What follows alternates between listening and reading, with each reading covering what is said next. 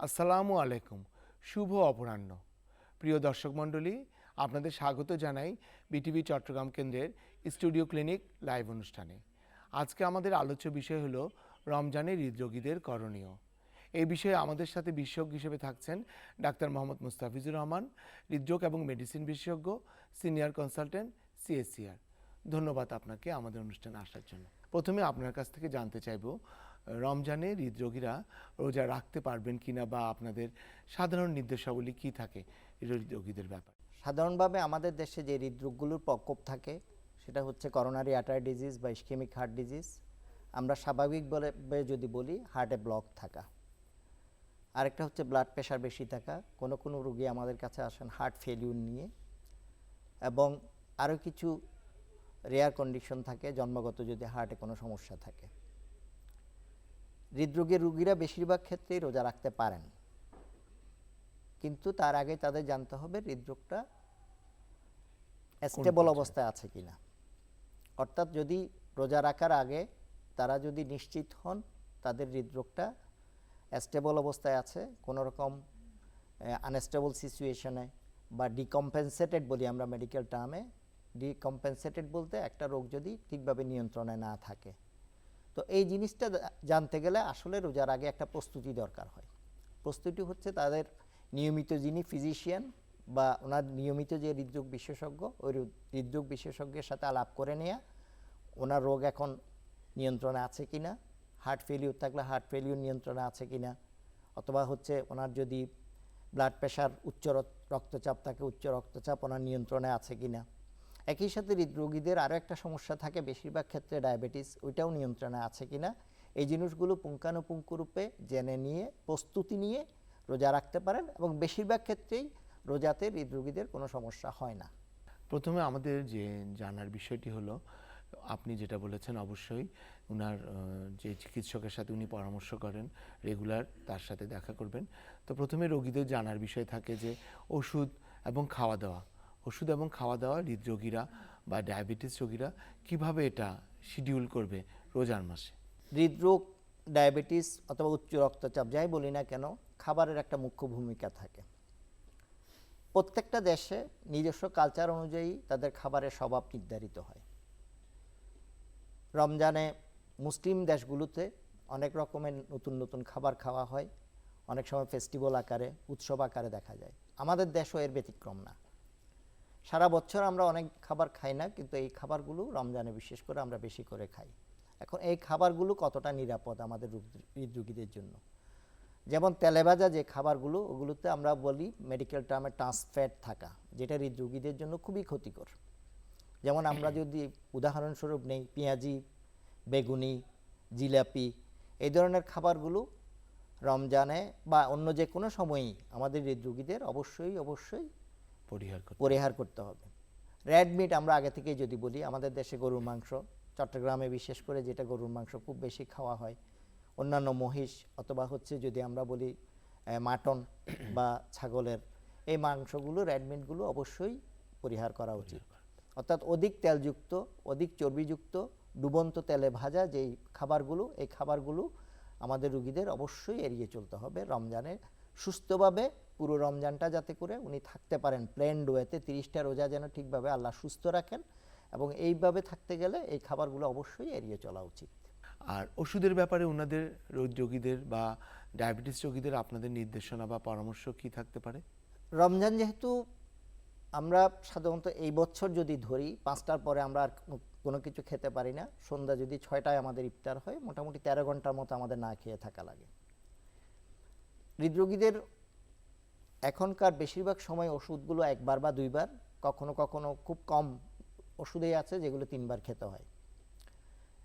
আর দুপুরের সময় বেশিরভাগ হৃদরোগীদের, বিশেষ করে যাদের হার্টে ব্লক আছে অথবা আগে অ্যাঞ্জাইনা প্যাক্টোরিস বলি আমরা, এ ধরনের রোগীদের ক্ষেত্রে আমরা একটা অ্যান্টিপ্লেটলেট ড্রাগ দিয়ে থাকি, যে ওষুধটা বেশিরভাগ সময়ে আমাদের কালচার হচ্ছে আমরা দুপুরবেলা খেতে দিই। এই দুপুরের ওষুধটা ওনাদের ইফতারের পরপরেই খেয়ে ফেলা উচিত।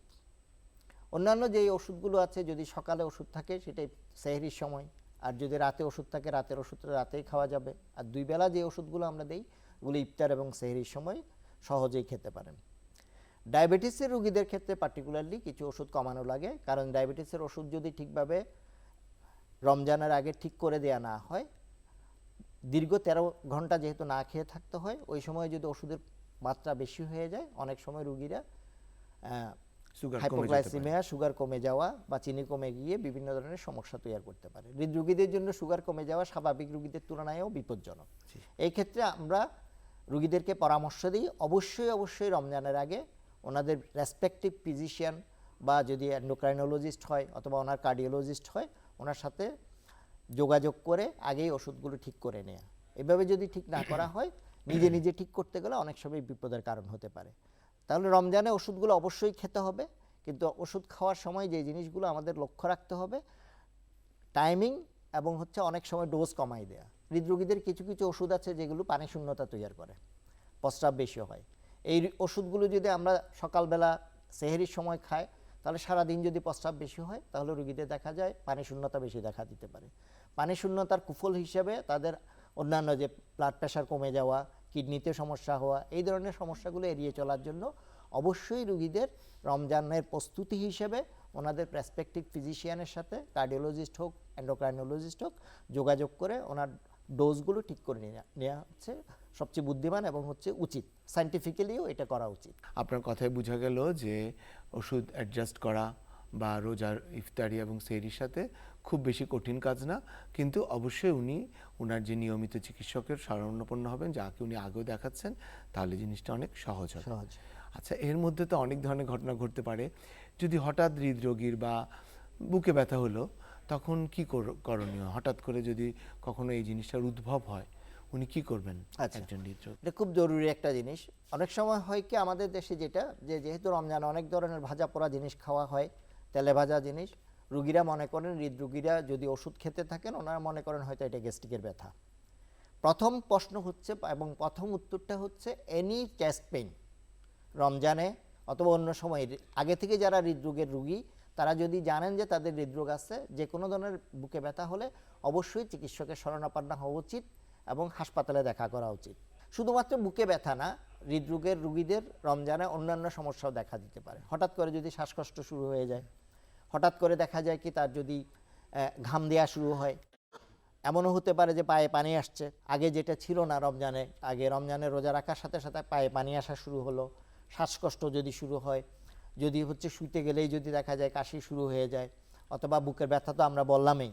তাই এই ধরনের যদি কোনো আনইউজুয়াল সিমটমসগুলো দেখা যায় বা সমস্যাগুলো দেখা যায়, অবশ্যই কোনো রকম কাল বিলম্ব না করে ওনার রেসপেক্টিভ ফিজিশিয়ানের সাথে বা নিকটবর্তী হাসপাতালে যোগাযোগ করা উচিত। এ ব্যাপারে কোনো রকম বিলম্ব করা কখনো কখনো লাইফ রিস্ক পর্যন্ত হতে পারে, অর্থাৎ জীবনের জন্য পর্যন্ত ঝুঁকিপূর্ণ বা বিপজ্জনক হতে পারে। আচ্ছা, হৃদরোগীরা ধরেন আপনার কথা মতো সুস্থ আছেন, ওষুধ খাচ্ছেন, ইফতারি করছেন, সেহরি করছেন, উনি যদি চায়, উনি কি ব্যায়াম করতে পারবেন? আমরা জানি হৃদরোগ বলি বা ডায়াবেটিস বলি অথবা ব্লাড প্রেশার বলি, এটা যদি আমরা চিকিৎসা করতে যাই, পুরোপুরি চিকিৎসা শুধুমাত্র ওষুধ দেয়া না, তাহলে তিনটা জিনিসের উপর এটা নির্ভর করে।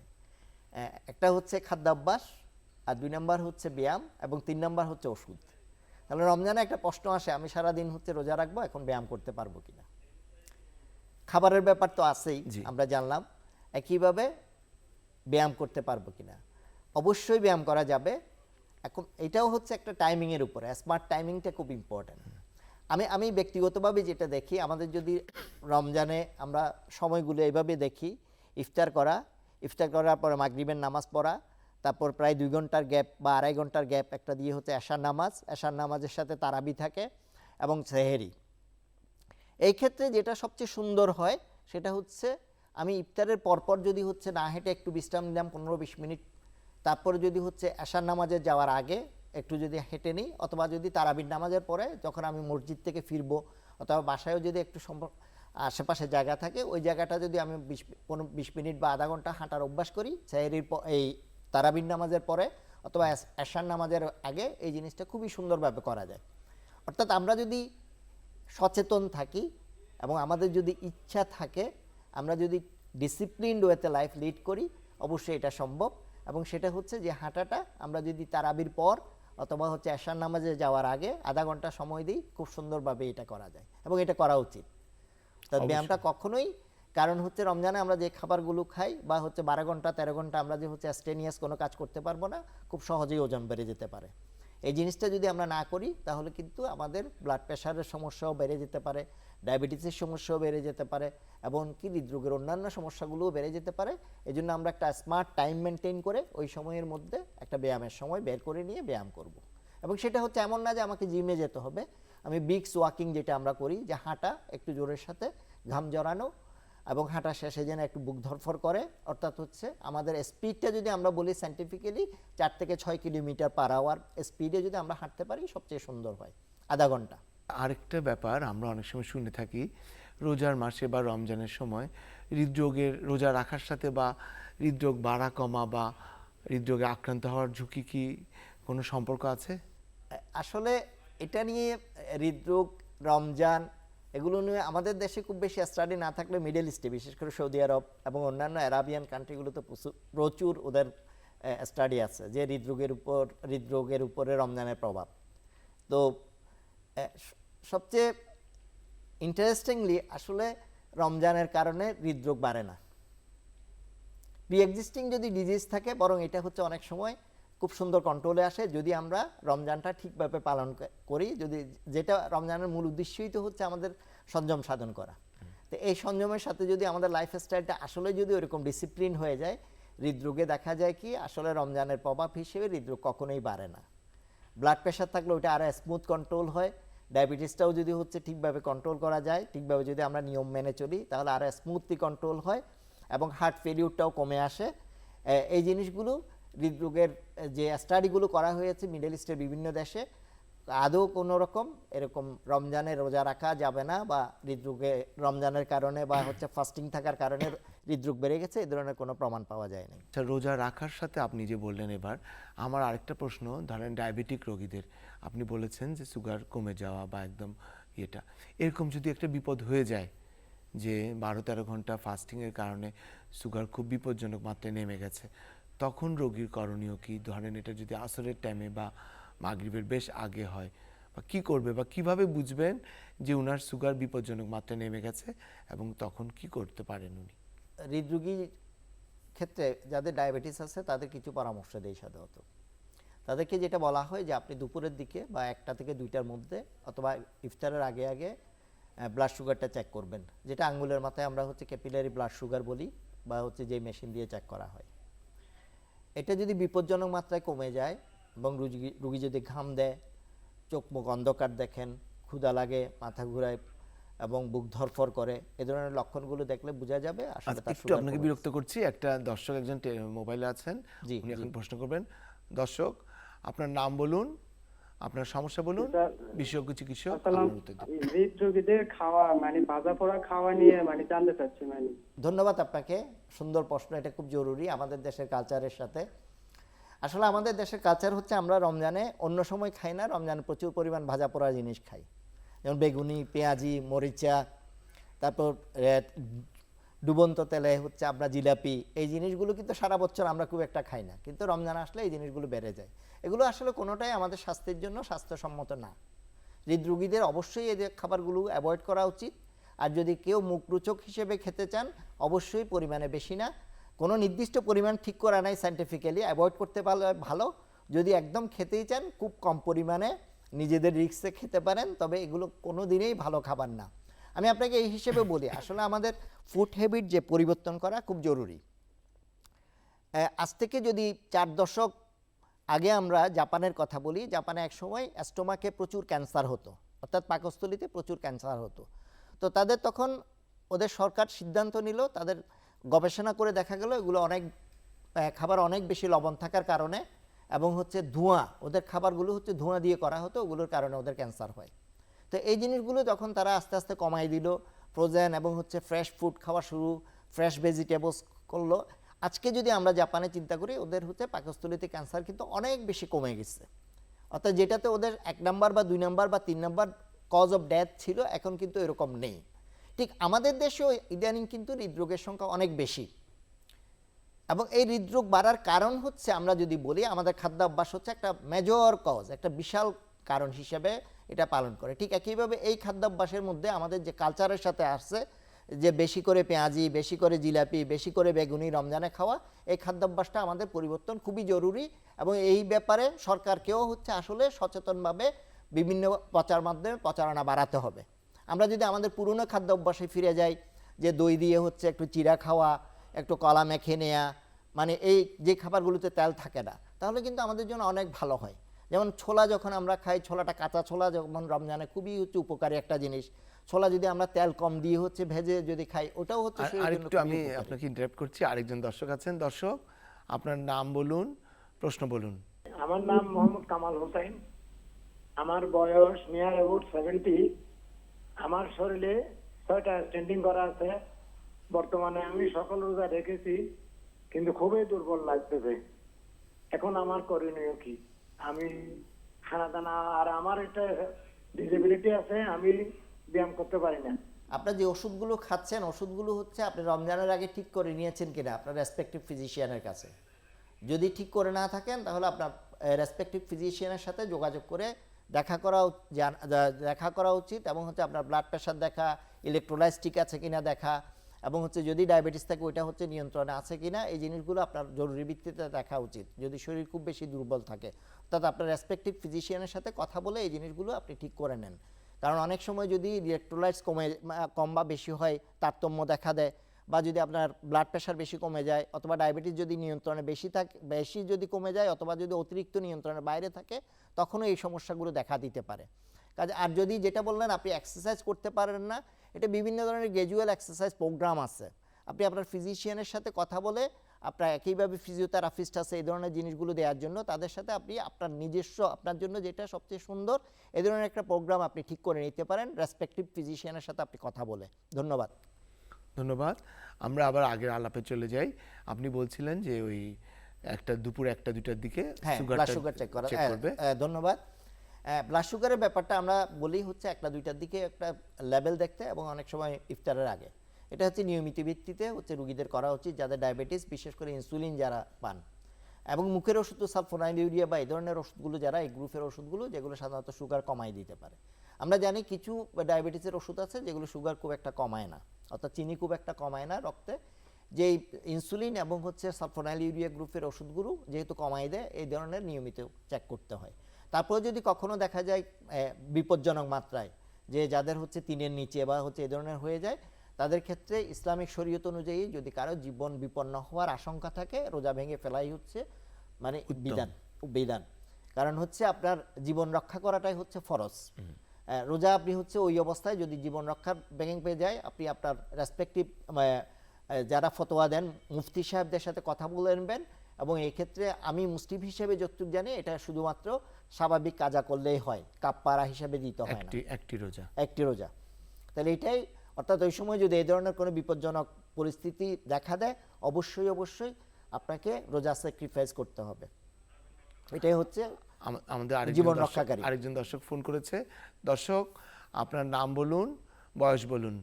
জি স্যার, আমি ইংল্যান্ডে প্রায় 5 বছর মতো হবে কথা বলছেন। জি, এমন কোনো সমস্যা হয় না।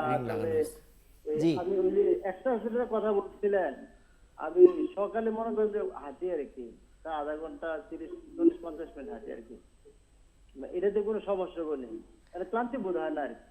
না, এখন যদি আপনার লাইফস্টাইলের সাথে আপনি হাঁটতে পারেন, জি জি হ্যাঁ হাঁটতে পারেন। যেমন আমি যদি আপনাকে উদাহরণ দেই, যে যারা আর্মিতে ট্রেনিং করে, আমি জানি আমার পরিবারের সদস্য আছেন বলে, যারা ওরা ট্রেনিং করে, তারা কিন্তু সকালে পিটি করে, তো তাদের সমস্যা হয় না, তারা মেনটেন করতে পারে। আপনি যদি ডায়াবেটিসের ওষুধ না থাকে, এবং যদি আপনার যদি হাইপোগ্লাইসেমিয়া হয়ে না যায়, ব্লাড সুগার যদি কমে না যায়, এবং আপনি যদি ম্যানেজ করতে পারেন, কোনো সমস্যা না হয়, আপনি এই অভ্যাসে আপনি হচ্ছে আপনার যে অভ্যাসে অভ্যস্ত, ওই অভ্যাস আপনি হচ্ছে কন্টিনিউ করতে পারেন। এতে আশা করি ইনশাল্লাহ কোনো সমস্যা হবে না, যেহেতু আপনি এটা করে আসছেন অনেক দিন ধরে।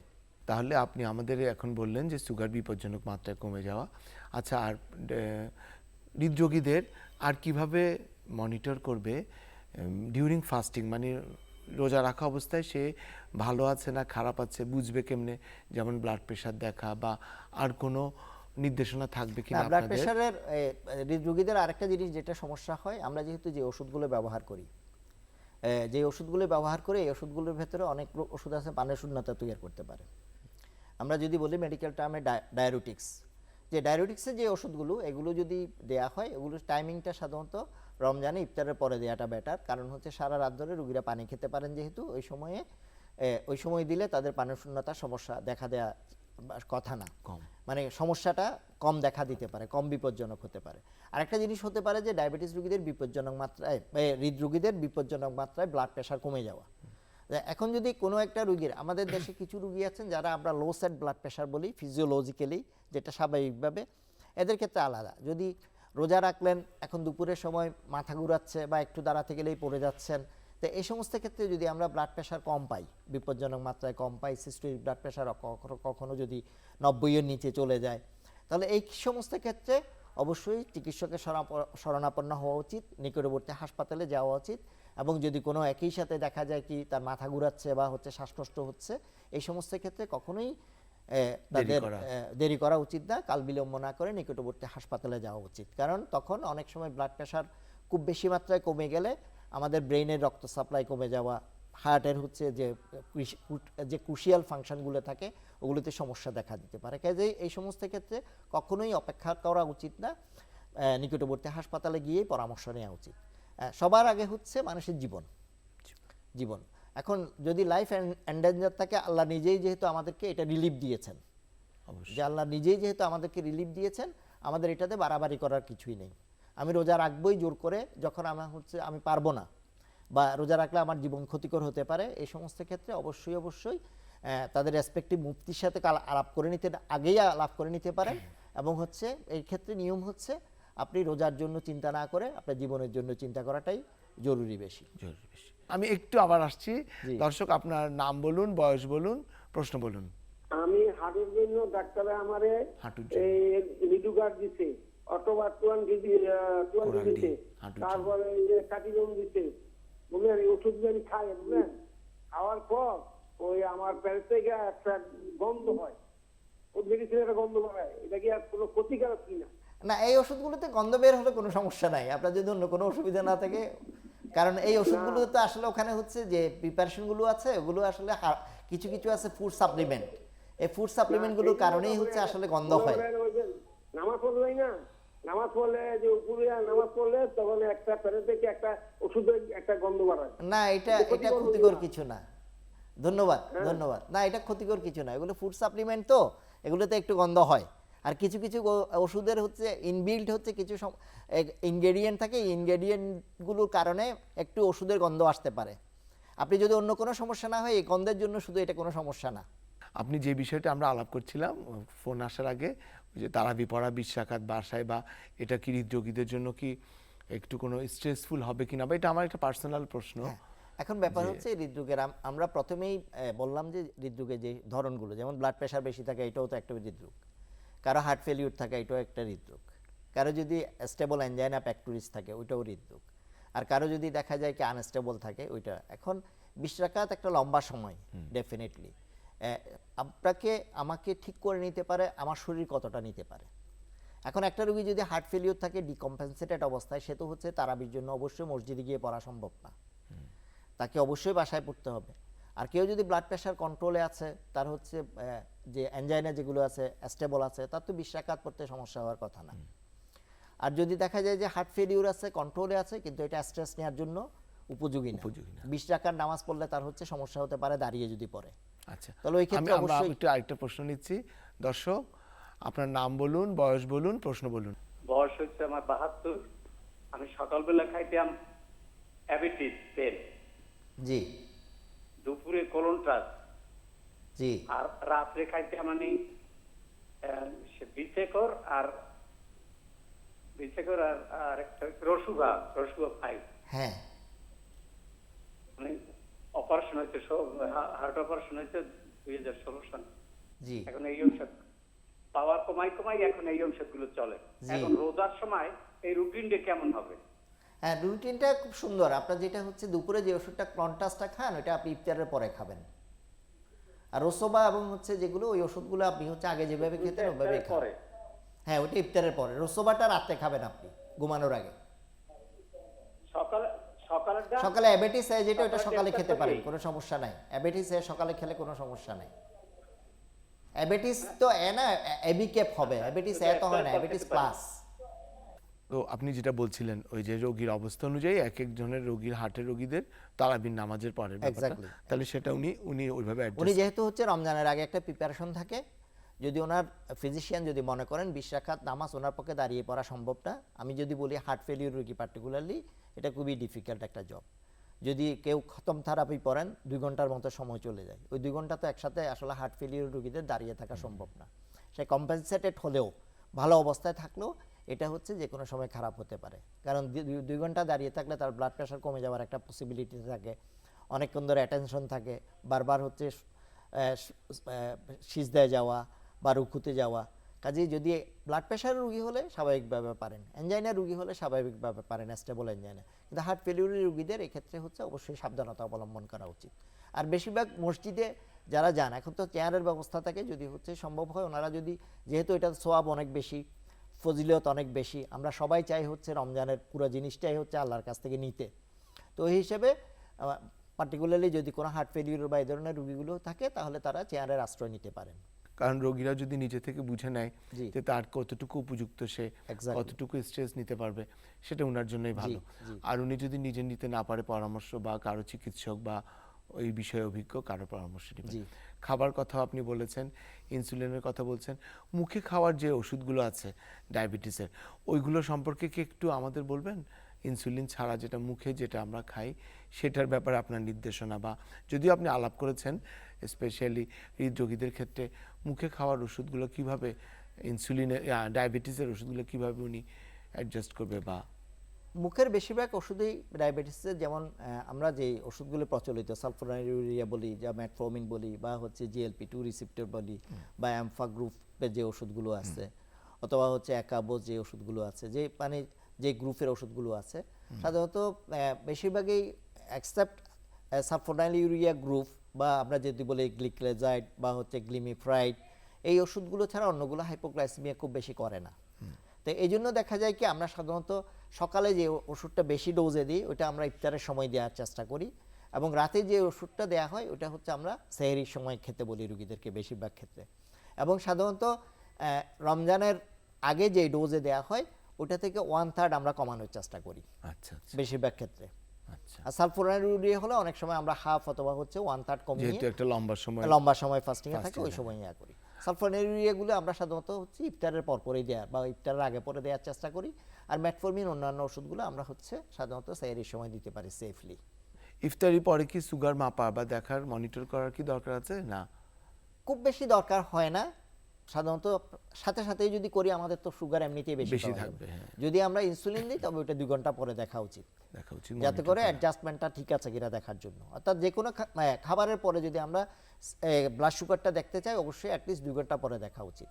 সাথে সাথে খেলে ওইটা তো এমনিতেই বেশি পাওয়া বেশি যাবে, আসবে। এটা আমাকে কোনো সায়েন্টিফিক্যালি আমাকে খুব ভালো রিফ্লেকশন দিবে না, Information কোনো। যেটা রুগীর জন্য কোনো উপকার হবে।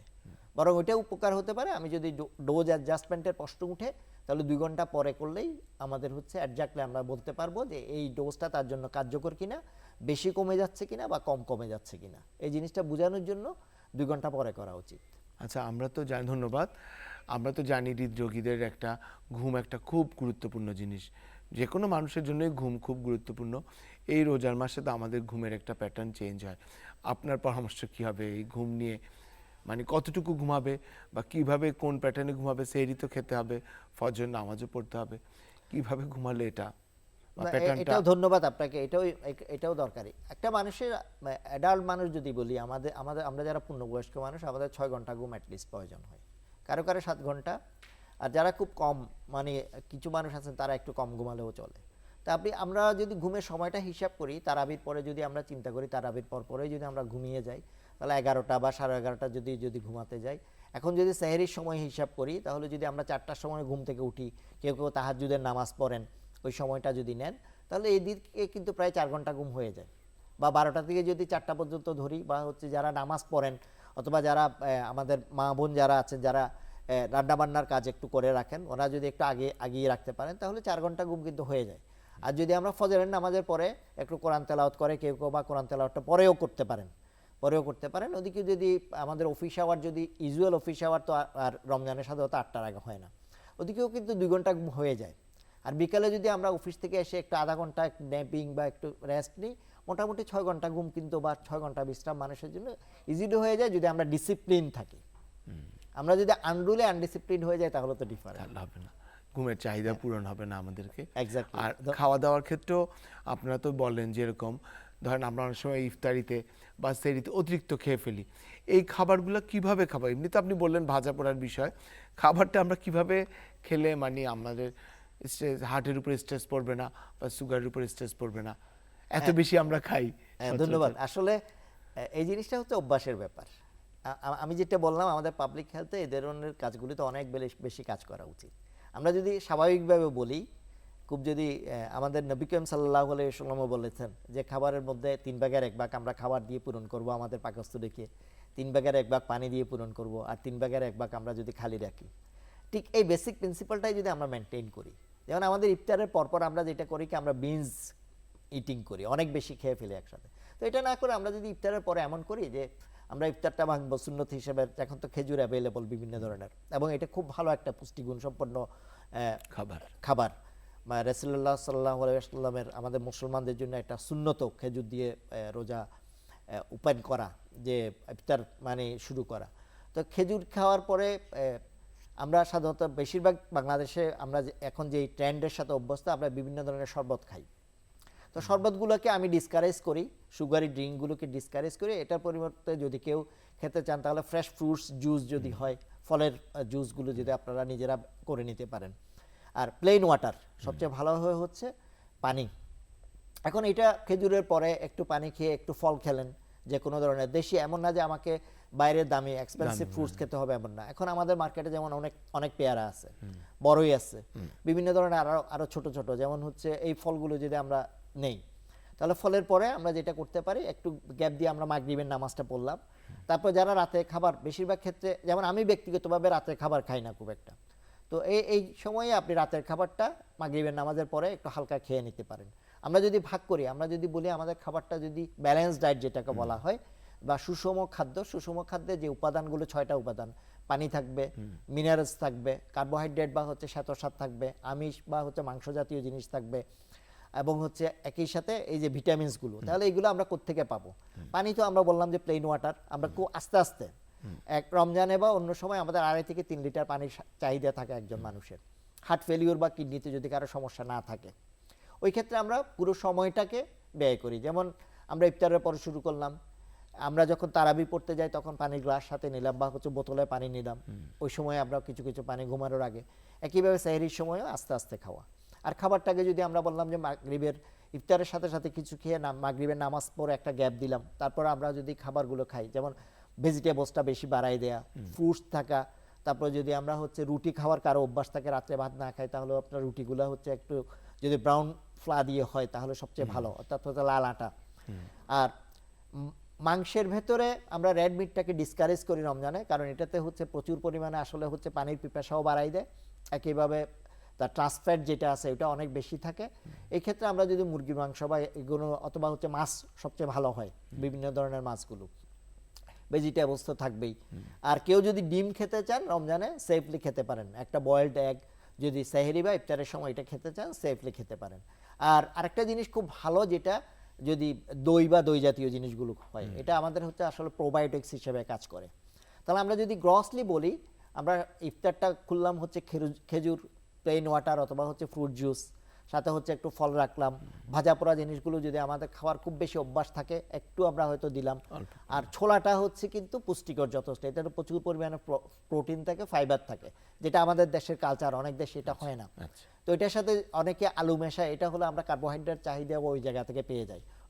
ওই হিসেবে যদি এটা খান, তারপরে আমরা মাগরিবের নামাজটা পড়ে নিয়ে যদি একটা আস্তেভাবে করি, আর তারাবির নামাজ পরে এসে যদি কারো খাওয়ার অভ্যাস থাকে, ওই সময় আপনি মেইন যেটা হচ্ছে রাত্রেবেলা যে ডিনারটা খান, ওটার জন্য রুটি বা ভাত যেটা, তবে মোটা চালের ভাত, রেড রাইস তো আসলে পাওয়া যায় না খুব একটা, ব্রাউন রাইস খুব একটা পাওয়া যায় না, তারপরও যতটা সম্ভব মানে চালে যেগুলো একদম মানে ব্রাইট হোয়াইট ওই ধরনের রাইসগুলো অ্যাভয়েড করা।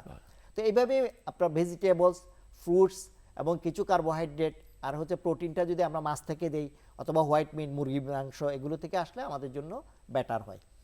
আর আর্টিফিশিয়াল যে ড্রিঙ্কিংগুলো যেগুলো বললাম আমরা, ড্রিঙ্কস যেগুলো থাকে ওগুলো অ্যাভয়েড করে ফ্রুট জুস অথবা হচ্ছে প্লেন ওয়াটারই আমাদের জন্য ভালো। আর এই রোগীদের জন্য স্পেশালি আরেকটা জিনিস খেয়াল রাখতে হবে, লবণ যেন কোনো ক্রমেই বেশি না হয়। ধন্যবাদ আমাদের এই অনুষ্ঠানে আসার জন্য। আপনি আমাদের অনেক আপনাকেও অনেক ধন্যবাদ, এবং আমাদের দর্শক শ্রোতা যারা শুনেছেন, যারা প্রশ্ন করেছেন, সবাইকে ধন্যবাদ। আমাদের আলোচক অনেক সুচিন্তিত ভালো পরামর্শ দিলেন। দর্শক, আশা করি আপনাদের অনেক কাজে লাগবে। আমাদের সাথে থাকার জন্য আপনাকে ধন্যবাদ। ভবিষ্যতে অন্য কোনো লাইভে অন্য কোনো টপিক নিয়ে থাকবো ইনশাল্লাহ। আবার দেখা হবে।